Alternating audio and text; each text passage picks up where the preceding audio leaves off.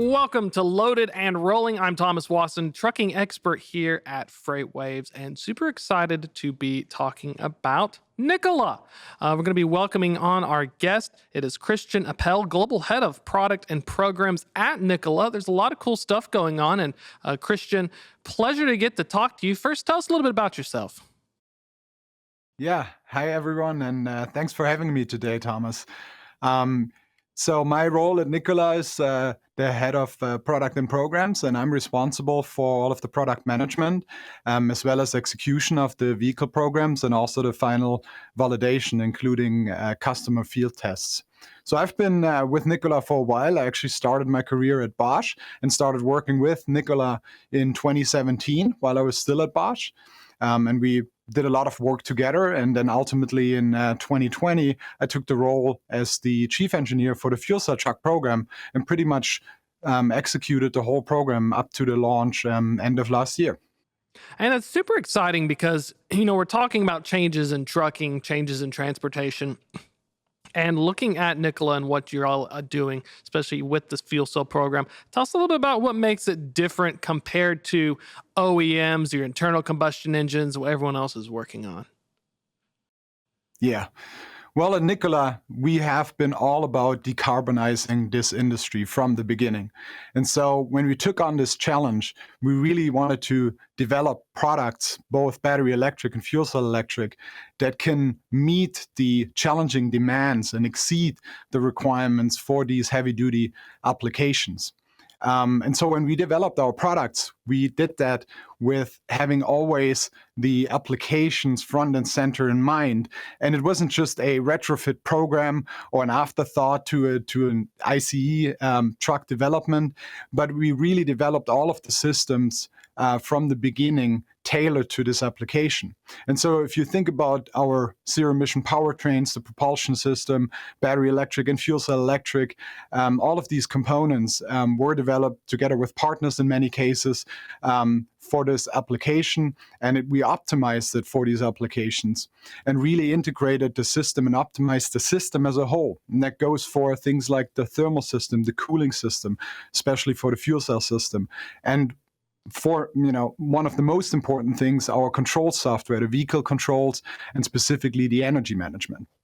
And I think it's fascinating. I got to go to a launch and ride in a Nikola day cab at Covenant a while back. And it was cool because the only thing you could hear was the system, the fans, because the batteries like to have that Goldilocks range. And, is that, when you're talking to other folks about these changes, is that a huge radical departure? Because even the powertrain itself is very radical compared to what's been around for the past 100 years, where an engine and drive shaft and everything else. Yeah, that's a very good point, Thomas. The noise, that's something that our drivers and the fleets really appreciate, how quiet these vehicles are. And the battery electric truck is even a bit quieter than the fuel cell electric truck. For the fuel cell electric truck, there's a little bit of noise by the fuel cell, the air noise, through the air compressor and then the exhaust, but it's still very minimal. And really the biggest noise emission comes from the cooling fans if you're in a very hot environment. But that's certainly something that the drivers specifically appreciate, not only the noise, but also the comfort level in the cab. There's no rattle and also no fumes that they're exposed to all day. And so that's something that as we go to fleets and we do demos or even just show the truck in events, that's something that we always get comments on and compliments on. And if you combine that with the performance that we're able to achieve with these trucks, I would say that's a great experience overall. And before we hit performance and range, I do think that's a fascinating thing, the noise aspect, because a lot of other media outlets report noise pollution. The reason the challenges, even with trucks, is because I live next to a location and I can hear the truck about 300 feet away idling. And so I think that's a really cool thing that y'all are working on, is not only being able to have that new powertrain, that new technology, but also the fact that you're removing the noise aspect for, driver quality of life. Yeah, Yeah, I think that's a very good point, and sometimes maybe underestimated. The life of a driver is already very challenging. There's lots of things that the driver has to take care of besides the driving itself. And even if you think about the driving part, it can be very challenging. I can speak for myself. I recently acquired my CDL, and I have a whole another level of appreciation, I have to say, ever since I've been out on the road with the trucks, not only on test tracks, of what the drivers have to go through every day. And if we can just make that workplace a little bit better by taking out the constant noise that's ringing in the ears, and as I mentioned, also the rattle from the engine, or the constant exposure to the fumes, especially operating in ports, then I think that's a very, very valuable aspect, besides the fact that we're, as stated before, we're all about decarbonizing and getting rid of the local emissions in operations of the trucks. But that factor is, I would say, a second, a close second in terms of the value that we're bringing with our products. I always think it's one of those things when we talk about decarbonization, just stand around an idling tractor trailer for a little while and you'll be a real big fan of the green energy movement after smelling some of the fumes. Let's dive into range, because it's a huge aspect, is the range of these things. And I'm fascinated because every time I get to check in on the tech, the range is getting better and better with the battery technologies and innovation. For fleets and such, what is the current range capability? And then what are some of the benchmarks and goalposts that we want to see moving forward for range? Yeah. Excellent question. So based on the two products we have, or I should say the two variants of a product, we have one platform, one zero emission platform, and then we have the battery electric and the fuel cell electric powertrain system. The battery electric truck version has a range up to 330 miles. That obviously always depends on the application, where you're running, what's your payload, and so on. And the fuel cell electric truck has a range of up to 500 miles. And that is with 70 kilograms of hydrogen on board. Both of these trucks are classified in the regional market, urban applications, drayage applications, and so on. And obviously, there's a little bit of a differentiation with the fuel cell truck and the 500 miles of range. When you're asking for goalposts, we believe that range meets most of the requirements of most of the applications in the regional day cab market. The battery electric truck is very well suited for applications that run a little less mileage every day, up to 250 or 300 miles, as I mentioned, urban distribution, drayage applications. But with the fuel cell, we really do the next step and just enlarge the market that we can address with this within the day cab applications. And, day cab applications and last mile, it's a crucial part of the supply chain. I usually talk about middle mile because we're talking full truckload. But when we're looking at the technology behind it, either refueling, recharging, is that something as well that the innovations are working on? I hear about, I can fast charge my cell phone, but as we're working for the tractors, do we eventually have the fast charge technology, or is it more a matter of, I've spoken to some folks that say you have to wait for the right time if you want to save money on your electric cost, and there's a certain strategy involved? Yeah, that's a very complex topic overall, I would say. Currently in our product, we've implemented 350 kilowatt of charging capability. There's obviously lots of work being done in the industry in terms of megawatt charging. So you're pushing charging rates to about 1C based on battery capacity or even beyond that.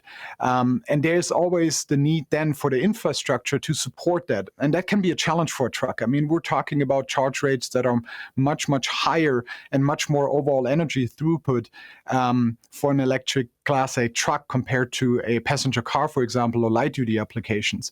So there's a lot that needs to be considered in terms of the energy cost, the infrastructure that's required on the other side, not only the truck, but the charging infrastructure and the electrical requirements and the feed and so on.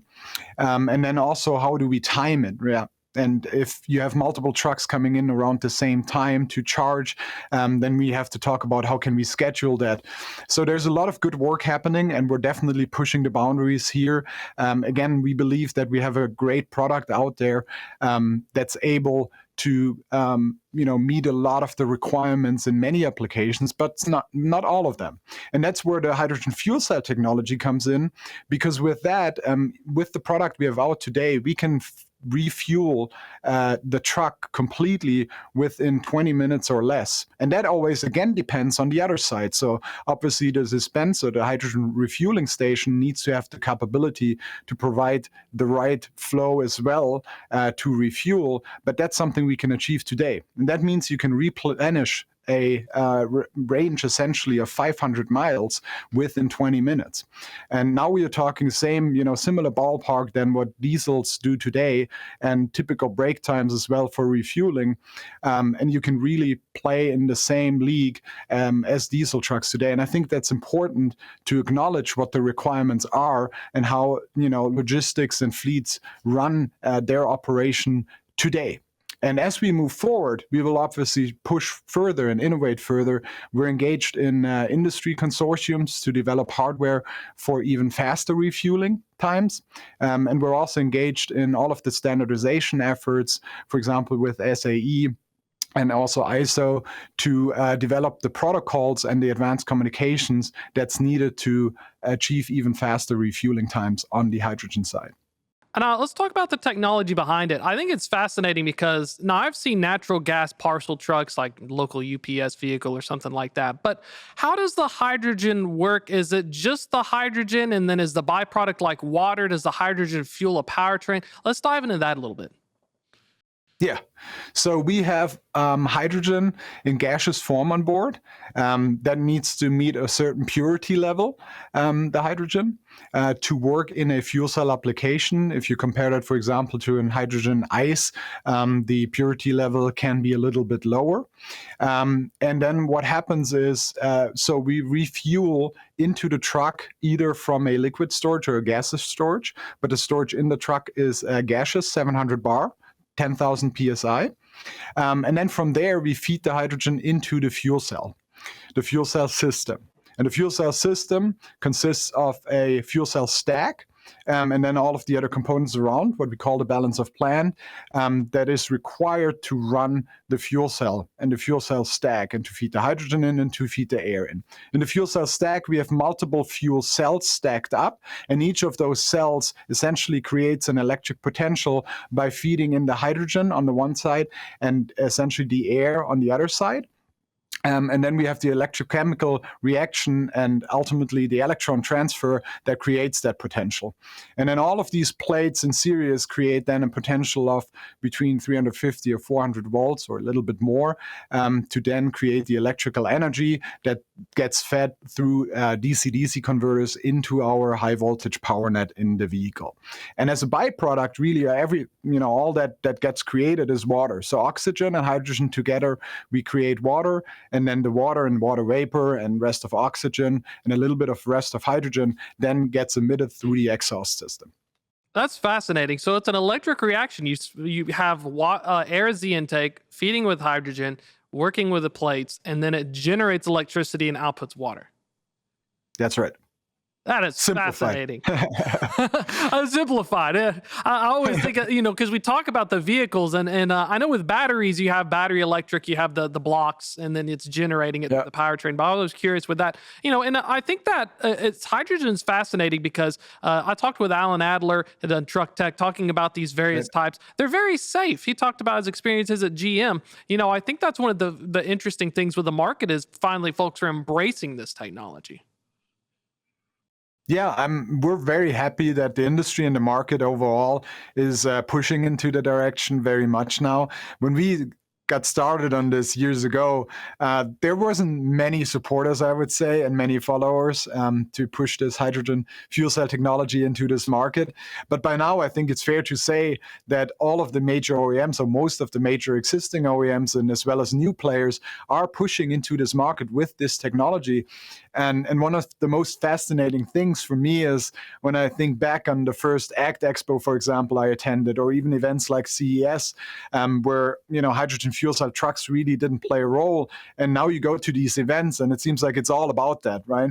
And I think that's great because it does take a village to in an effort like this and to decarbonize the whole sector. And I think we have to, collectively throw everything we have added to achieve our goals here. And that will come with technology advancements as well as, support from governments and legislation. And ultimately, it also needs acceptance and adoption from the customers and the fleets out there.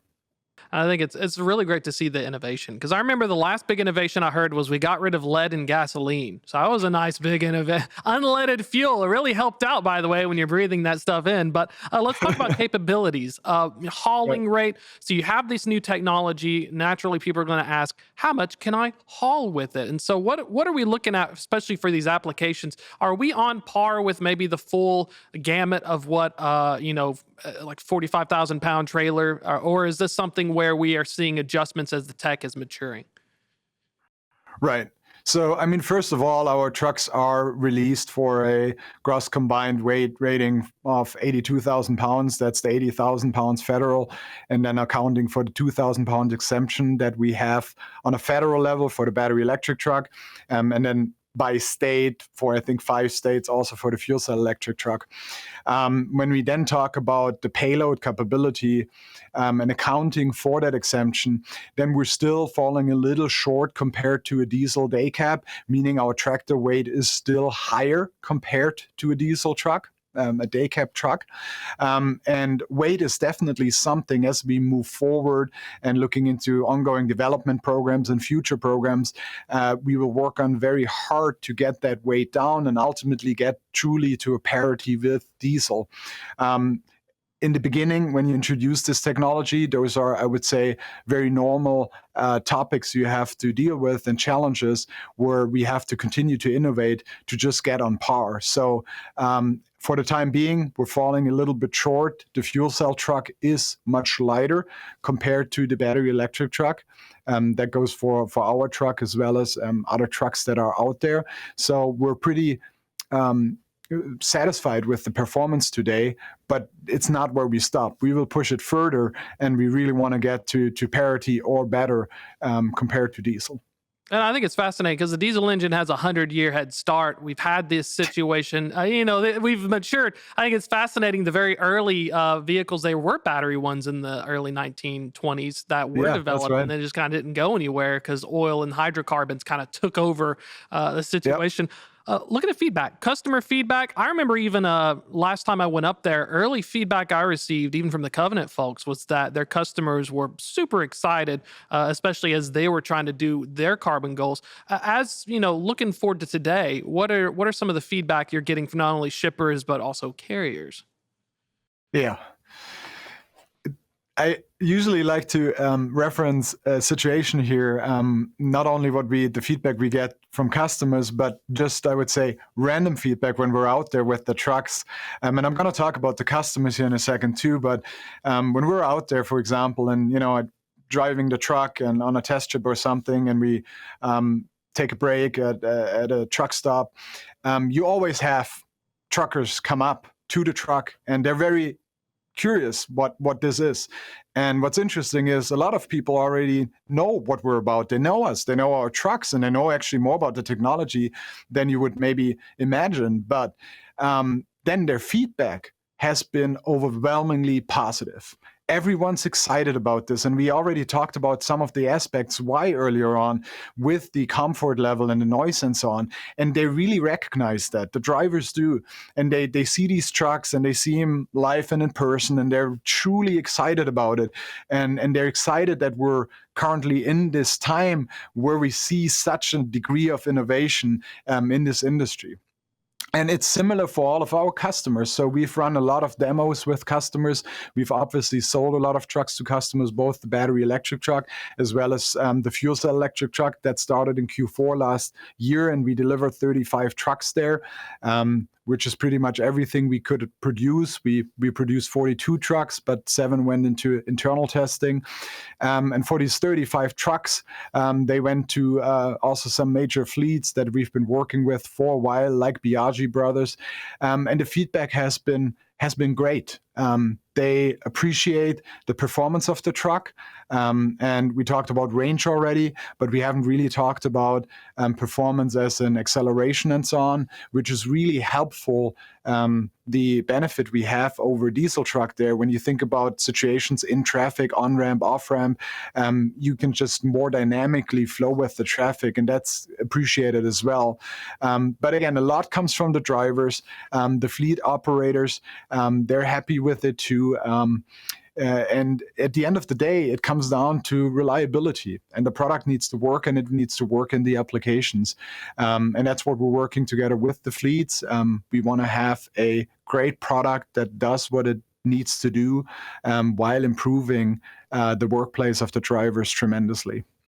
I was the best feedback I received from the driver I rode with. He said you could theoretically drag race with it because of the torque and how it was able to accelerate. And you're completely right. There's a little crowd of drivers at the terminal in the shop. They're all just checking it out. So I think it's a great thing to see because, looking forward to it, convincing them, the quality of the ride really felt like for drivers, one of the big deals, because like you said, depending upon the make and model of the OEMs that are using internal combustion, you can have a really rough ride. Let's talk a little bit about the fleet owner. We've also talked a little bit about the fleet owner experiences, of course, but industry-wide, are there particular industries that are showing more interest in having these, zero carbon, carbon neutral decarbonization efforts compared to others? I think that's a very good question, and I think we need to talk about certain industries and certain locations and geographics. We know that obviously California is pushing very much in these efforts and is providing good incentives, point of sale incentives on a state level, and there's actually additional incentives also on county or city level, and that's extremely helpful to push the adoption rate for the fleets. So that's a very good climate for us, a very good area for us. And that's why a lot of our strategy for this year in particular is around California, as well as Canada, which is another very, very important region for us and where we get a lot of support from the legislative side. When we think about applications or industries, I would say there's definitely a huge interest in drayage applications for some of the reasons we already talked about. So that's a lot of interest we're getting from that industry and from these applications. But then there's applications really all across the board, because there's a lot of companies that are driving for the decarbonization. They have ESG goals, and they're working with all of their partners, their shippers, their fleets they're utilizing to achieve those. And so it's interesting to see that it really comes from all areas. There's beverage hall and grocery stores, steel hauling. There's so many different applications where we see interest coming from. And I think that's great to see that it's not only one particular industry that's pushing. I would really say it's across the board. I think that's one of the really cool things I was talking about, folks. And it felt like, speaking of the trucking companies as well, it almost felt like they could get more business in and expand their business, because now they're not just a regular trucking company that I need to figure out your scope 3 emissions. Now you're providing something different by adopting this equipment. Yeah, I agree. Looking ahead, we got a little bit of time left here for the future, growth as well. Having the short haul, the day cab, I love the cab over as well, kicking it back old school like the 70s. I have a random question though. Yard movers, they are a little bit different in their design, but is that a potential door? Because every large shipper I see has the little yard jockeys moving around, and I feel like if you have one of those net zero kind of one of those battery electric options, it's a lot easier than dealing with your typical diesel one they'll tear up and go away. Right. I do agree. I think that's a great application for specifically battery electric. And there are players and companies out there that provide solutions for electric yard movers. And I think it's a great application. Looking specifically in the future for us, it's probably not one of the areas that we are very much pushing into. What we're all about as we launch this fuel cell truck is really providing solutions for the larger industry. And obviously one segment we're not really addressing right now with the solutions is going into long haul. and sleeper applications. And that's for sure is something that in the future we will take a look at and see how we can mature our products and continue to innovate to enlarge the addressable market and really provide solutions across the board and for the whole industry. So if anything, then that's what I would say looking into the future and specifically for us at Nikola. I'm super excited to see as you guys continue to mature the technology, especially for applications, it's the right place to be. Long haul is such a different beast that I feel like that's definitely going to be a unicorn down the road right now when you have compared to short haul applications, which the models are changing. Got about a minute left here. Folks want to learn a little bit more, get in contact, check out what Nikola's offerings are. What's the best way to find out? Well, I think we relaunched our website not that long ago. There's a lot of great information that you can find there. We're also out there. Obviously, our sales team is out there, but also our product team is out there. We're participating in a lot of the industry shows. We're going to be at TMC. We were in CES. We're going to be at ACT. And we usually try to bring our products to these kind of shows because that's what we're about. This is real. It's not a test. It's not a science project. We're out there. We're selling trucks. They are available. And we want you to have a look at them. We want you to ride in them. We want you to drive them and see for yourself. It's not about me being here and talking about it, even though I love doing that. But it's about, getting people into the trucks and getting the trucks on the road and getting the trucks to haul freight and do their jobs. Seeing and experiencing is believing. Christian, thanks so much for your time. Looking forward to further developments. Thank you so much.